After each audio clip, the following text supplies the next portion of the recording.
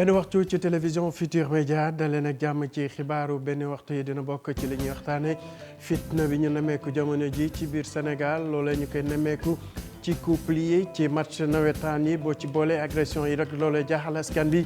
ba tax na jamono ji am ñi yëkkati seen kàddu di sàkku rek ci kilifa yi ñu jublu ci lépp lu aju ci wàllu kaaraange wutal ndaw yi xëy su ko defee mënees nañu jàpp ne rek mën na bokk ci solution yi. syndicat bi ëmb liggéeykat yi yëngu ci wàllu pétrole ak gaz fii ci Sénégal ñoom nag dinañ déposer ab préavis de grève ci aljuma ji ñooñu di sàkku ci kilifa yi rek ñu fay leen bor bi nga xamante ne dafa toll ci 100 milliards ci suñu xaalis nee na nag jamono ji dañu sonn ci négociation yoo xam ne ba lii jurul dara ñu sàkku ci nguuru Sénégal mu réagir ni mu gën a gaawee. traite gerte bi wala campagne commercialisation nag léegi mu door kilifa yi ci yëngu nag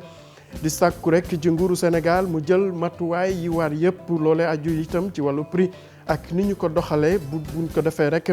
ñëpp kuy béykat wala ngay yëngu ci mbir moomee nga mën ci gis sa bopp ca Dialokoto moom askan waa wàcc ci mbedd mi li ñu soxla rek mooy ñu xoolaat bu baax a baax ni ñuy saytoo seen collège d'enseignement boobu li ñu bëgg tamit mooy fexe ba principal ba fa nekk ay at a ngi ñu jële ko fa ndax gis nañ ne ni muy doxale méngoowul ak li nga xam ne rek loolu la askan wi bëgg mbokk yi loolay ponk yi boo leen taxeeloo tuuti ñu faram-fàcce.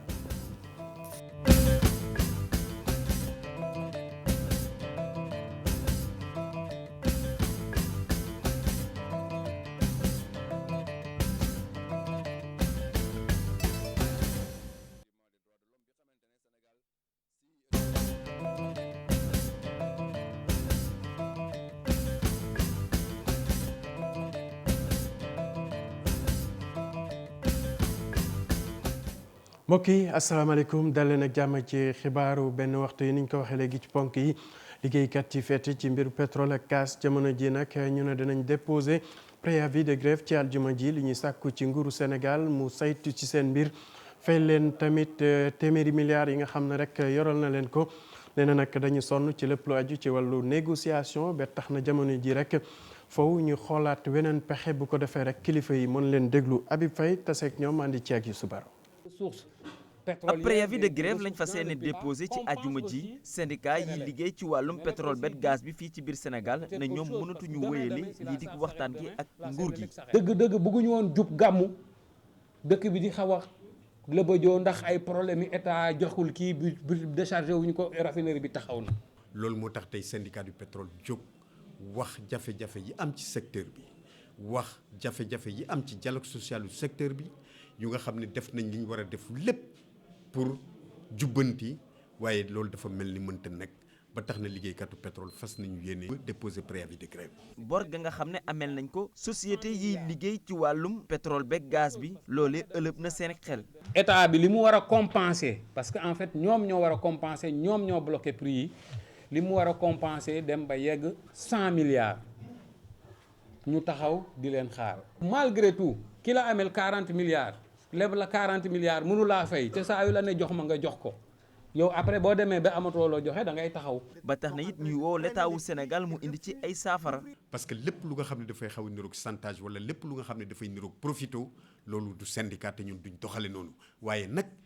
yemoo moo waral ay gaaf ba tax na CNTS FC dafay yëkkati kàddoom pour ñu dégguñu jéem a fexe ba situation yi avancé lu mu néew lu mu bon waaye bàyyi ko nii. dina doy waat pour ñu toog di seetaan. syndicat bi ne ñoom yileeg waxtaan doon na loo xam ne amal nañ ko solo bu baax ndax li jëm ci wàllum convention gi ñeel wàllum pétrole gi ñu xas a rëdd ba noppi ci seen janoog taskatu xibaar yi Cheikh Diop ak i ñoom ñooñee ne jaaxle nañ bu baax ci super bi nga xam ne ñàkk na ci station de service yi.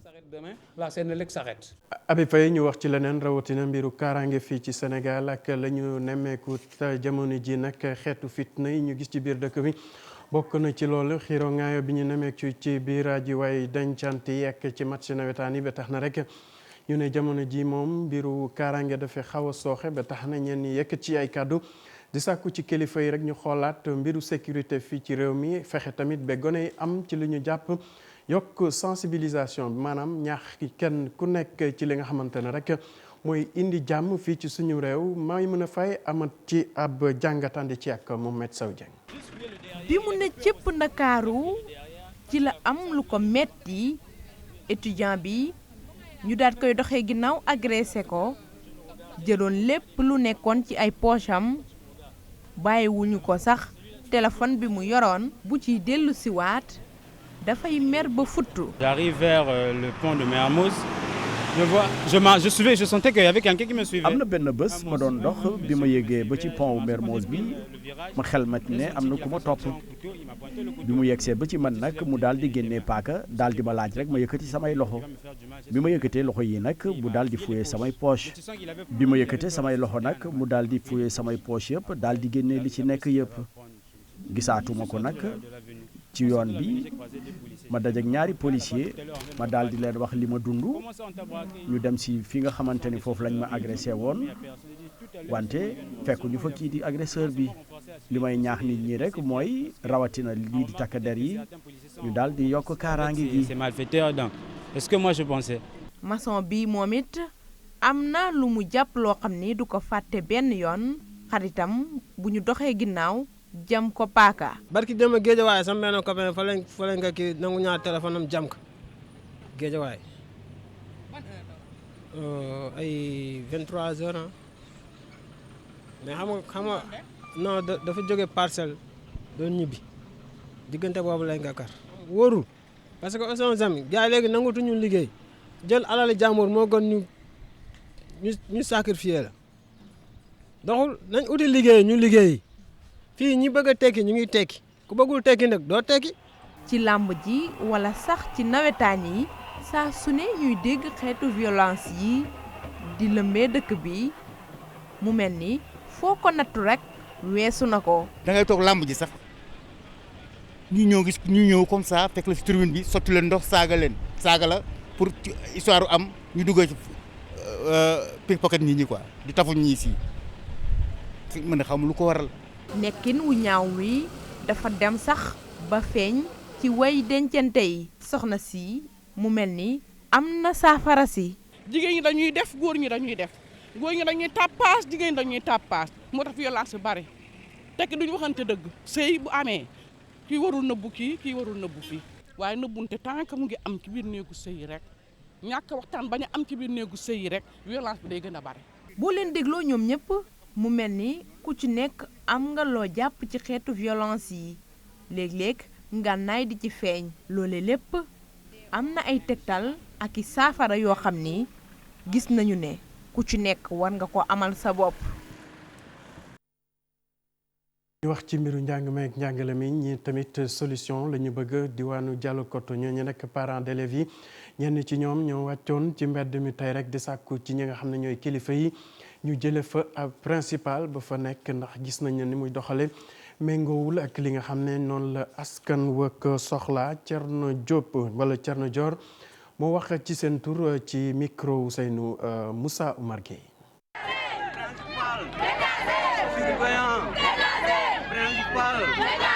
sous-préfet lettre correspondance pour wax ko loolu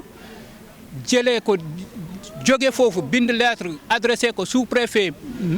préfet ak IA IDEN ñoom ñëpp pour ampliation wane ni li nga xam ne loolu moo ñu métti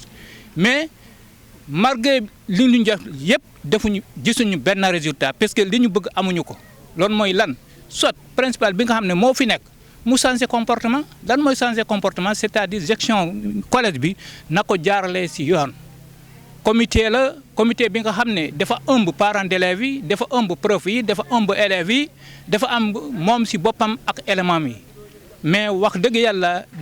gisuñu taxawaayam boobu chaque fois suñu dajee dafa ñuy ne vraiment dëgg naa li ngeen wax nangu naa ko baal leen ma beneen yoon du ma ko defati mais su nee tey du ma ko def tey ëllëg mu def li nga xam ne loolu moo ko raw gis ngeen loolu moo tax su ngeen xoolee entourage bi da ngeen di gis salle de classe amul banc de table amul ndox amul ci toilettes yi baaxuñu dara baaxul donc wax dëgg yàlla transparence bi nga xam ne moo manqué ci gestion financière collège bi moo ko waral bu dee loolu donc li ñu ñaan nguur bi mooy ngeen jëlee ñu ko fii ngeen indil ñu keneen ki nga xam ne bëgg na bokk ak nit ñi bokk ak waa population bi puisque ñoom kese mun ñoo doxal collège bi de. ñu wax ci wàllu wér-gu-yaram ba ca diwaanu Daaru Salaam ca région bu Sédhiou foofee nag lu toll ci fanweeri dëkk ak ñett jamono ji ñoom dañuy rafetlu jéego yi nga xam ne rek fii ak ki weer yu néew dinañ ko am ndax may nañ leen lu toll ci fanweeri million ci suñu koppaan ngir ñu mën ci tabax ab case de santé loolu leen ñu gis ne rek bés bu yembee dina leen may ñu mën a faju ci ñi kayitoo Bakary Konté andi ci ak Xali Jame. Dar Silami ak 32 yeneen village yoo xamante ñoo ko wër ñoom nag ñu ngi si ay jafe-jafe yi tar population yooyu le pour ñu mën a dem si structure sanitaire yi lu jafe leen ndax enclavement bi. zone ouest du Montsou yaa zone Madine Salam foofu dañu am 4 villages boo demee zone Olof moom ay 20 et quelques villages boo demee zone Peul dañu am 4 villages yoo xam ne tout villages yooyu yëpp fii la ñu dajee fii la ñu faju ñoom nag ñu ngi am benn poste de santé boo xamante ne door nañ ko tabax ku ko amal mooy benn doomu dëkk bi biy dund France di Alima Dafe Samaté nekk infirmier foofu la. Je voulais particulièrement commencer par les femmes. dama décidé commencer si jigéen yi ndaxte jigéen yi dañuy sonn suñuy sœur suñuy tante ak suñuy yaay surtout jigéen yoo xamante ne ay femmes enceintes lañu dañuy obligé def ay kilomètres yu bëri pour dem accoucher loolu moo tax maa ngi woo bonne volonté yi. Donc j'appelle toutes les bonnes volontés de nous venir en aide. Coût global projet bi dem na ba ci 30 millions de francs CFA. C'est un projet qui comporte. projet bi am na maternité am na benn case de soins am na case pharmaceutique am na benn case hébergement bu sage-femme bi ak bu infirmier bi. Case d'hébergement de la matrone et de l'infirmier. ci consultation gratuite yu ñu doon amal ci diwaan bi 450 personnes la ñu jot a consulter. feebar yi nga xam ne jot nañ ko fi gis nag mooy feebar yi nga xamante ne bii jëm na ci lu mel ni affaire ndigg affaire yaram buy metti affaire yoo xamante ne bii donc day wone rek ne dëkk bi jot nañu gestu leen ci wàllum jumtuwaay tool yi liggéey bi ak yoon yi nga xamante ne jaar dem liggéey buñ jógee ci loolu seetlu nañ aussi ne am na ay jafe-jafe ci wàllum jigéen ñi maanaam seen wàllu reproduction yi nga xamante ne bii loolu la ñuy wax gynécologie. doomu Dar Silami yoo xamante ne ñu ngi dund ci Europe ci association Pakao Lenk Biré ak seen partenaire Lumière d'Enfants di ne balaa mois d'avril inauguré poste de santé bi ci mois d'avril bu ñuy ñëw nii. ñu wax ci mbiru alam bi ak li ñuy duppee économie verte loolu nag ñu gis na rek buñ ci sukkandikoo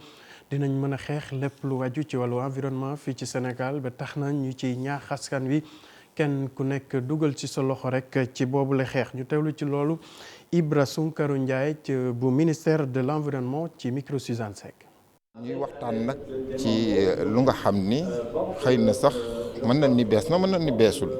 ndax nit ñi doon nañ ci waxtaan Rio bi mu amee ñaar fukki at ñi defaat dajawaat waxtaan xool naka la ñuy def ba sunu àdduna bi ni ñuy jëme ci kanam mu mën a ñoŋ ñu mën a jariñ nit ñi ndax nit ñi gën a am xanaa xaalis laa ko mën a wax wala wërsëg wala lu nga xam ne daf leen dañ ciy mën a dund de waaw ba pare lu nga xam ne aussi dina mën a tax ba nit ñi ku ci nekk di ci gis sa bopp muy équité sociale ba pare mu nekk lu nga xam ni alam bi duñ ko yàq duñu def aussi ay émissions gaz carbonique lu nga xam ni ëllëg dina nu mën a yàqal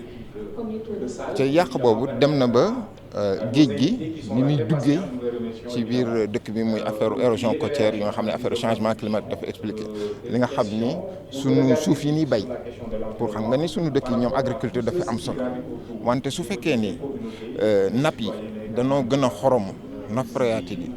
yi nga xam ne su taw bi wàccee wala napp yi wàcc nga xam ne ndoxu xorom bi dafay gën a dugg loolu day tax ba suuf yi ni bay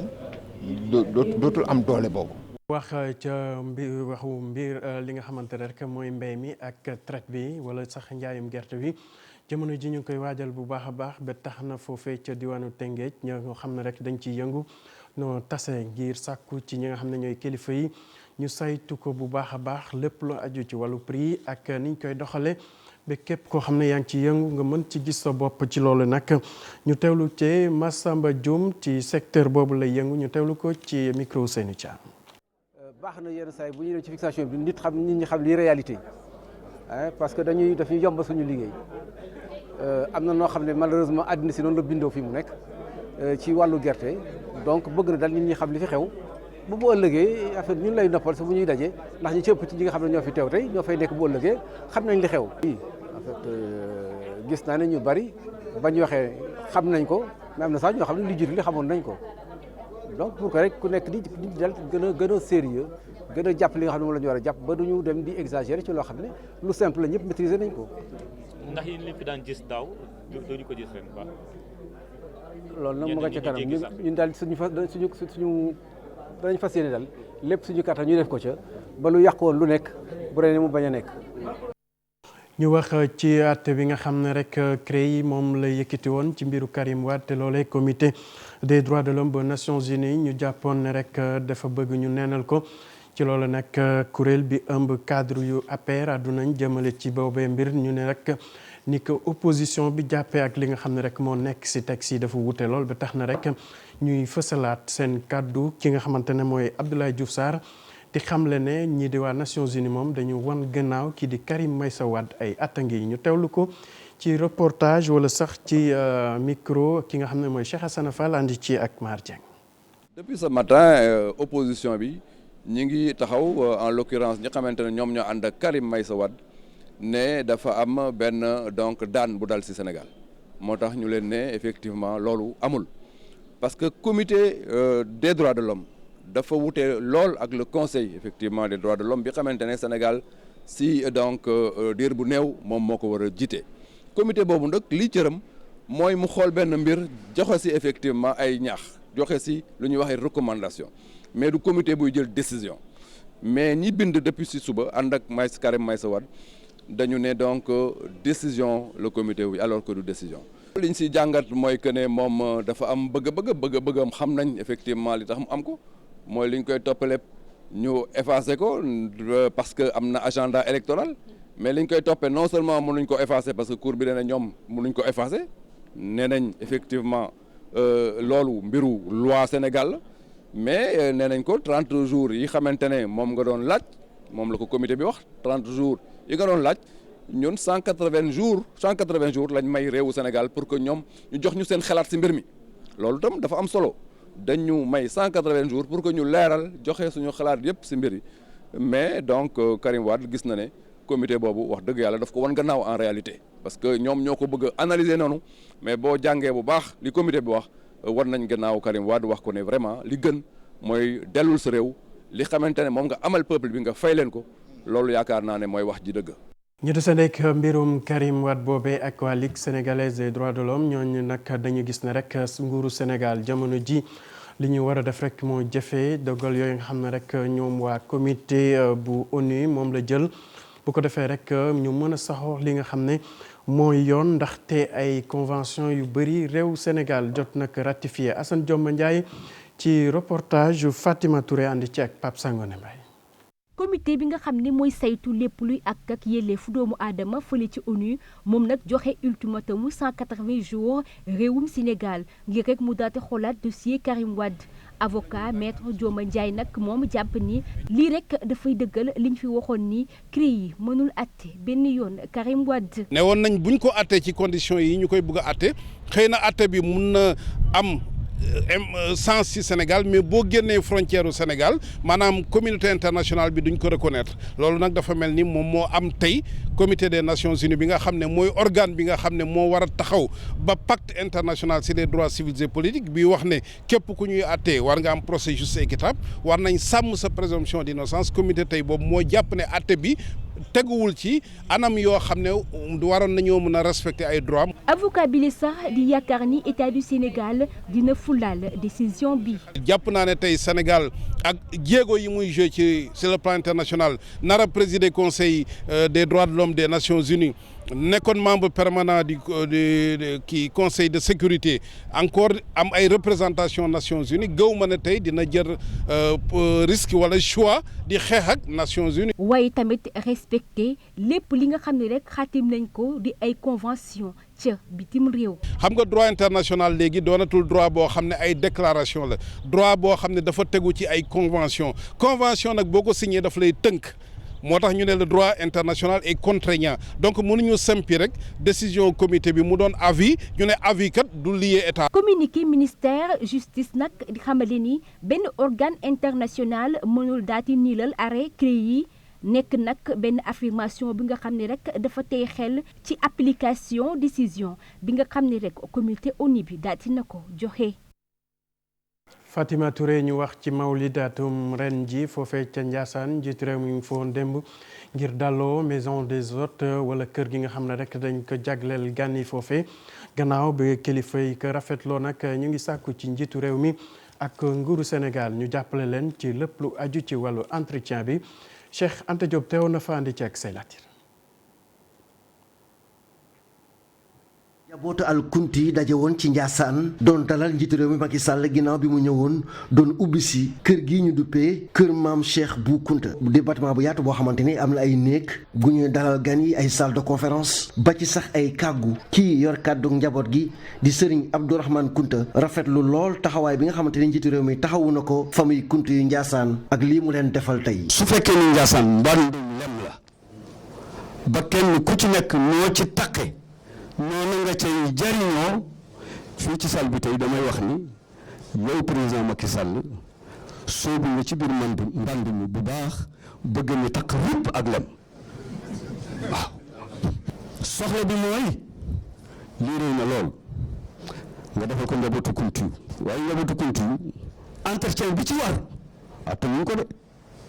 njiitu réew mi président Macky Sall wax ne lii la lu ko war la ndaxte programme la boo xamante ni da ko jëmale ci kër diine yi te it nee na dina def kéemtulaay kàttanam gën leen a dooleel ngir gën a taxawul kër gi ñu duppee kër maam Cheikh Bou Kounta.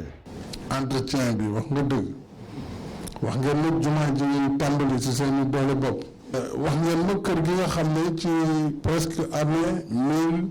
1945 lañ ko tàmbali mu pare 1955 tey jii mu toll si ñu war ko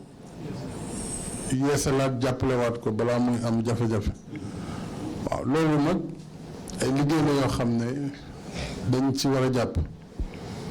parce que suñu yéene la. ginnaaw li ko taalibe yi sàkkoo ak ki yor kàddu ko njaboote al kunti yu étage bu mag bi nga xamante ni ci jamonoy tubaab yi lañ ko fi tabaxoon ba léegi te jamono yi nag daanaka màgget na lool njiitu réew mi ne dina am ñu mu ci waxtaanal xool naka lañ koy yeesalee. Cheikh Anta Diop ñu yegsi ci li ci yéenekaay ak Mamadou Mouhamed Ndiaye.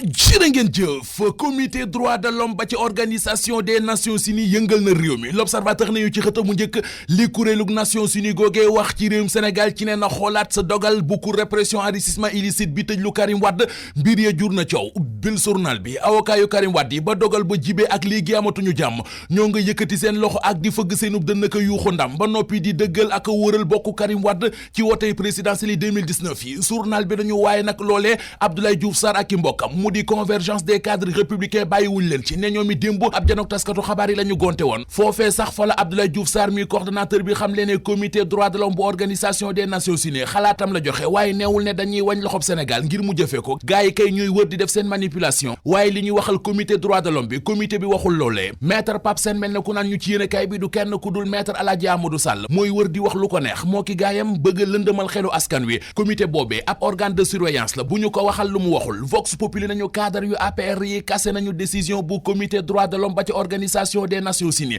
Abdoulaye Diouf Sarr mi coordonnateur bi moo xam ne démb ne comité droit de l'homme ba ci organisation des nations unies du instance juridique boo xam ne ay dogalam tekki na dara ci wàllu yoon ay pexe la yu Karim Wade ak i gaayam tekk ngir bëgg a gàkkal derub justice su Sénégal waaye loolu dañuy sonal seen bopp rek opposition bi ñoo jaxasoo jaaxle xamatuñu fu ñuy taxaw moo tax comité droit de l'homme bu ONU bi wax li ñu dégg ko rek bëgg ko defum siiwee bëgg caa jafandu Diouf Sarr ak i gaayam ne bu Karim Wade dëggee tànkam ci réew mi te nanguñu ci moom alalu askan wi mu ngembal toog ci lu dul bàyyi ko muy yaataa yumbe ci réew mi loolee mooy nërmel nañu justice réew mi Les Échos nañu Diouf Sarr weddi na waxi maître Aladji Amadou Sall yi ba noppi songu Karim Wade laas nañu comité droit de l'homme ba ci ONU li mu wax ci mbiri Karim Wade yi bari na waroo ci gis-gis yu ci am enquête dina kay dañu yëf yi du neex a lijjanti mbir yi wanaa su ko yombul dogal bi nga xam ne cour répression enrichissement illicite jël na ko ci mbiri Karim Wade jafe na ci instance internationale yi ñu ànd ci léegi nag dogal yooyee donte mëneesul ne Sénégal faaw da koy jëfe waaye bu tëddee du nelaw Karim Wade ak yu weexam mel ni kuy ëyu Macky Sall photo boobee moo ne dàng ci xët mu njëkk Sud du Quotidien journal bi nañu Karim Wade wàccegul Macky Sall moo ki gaayam ñoo ngi teg pression Macky Sall pression bu rëy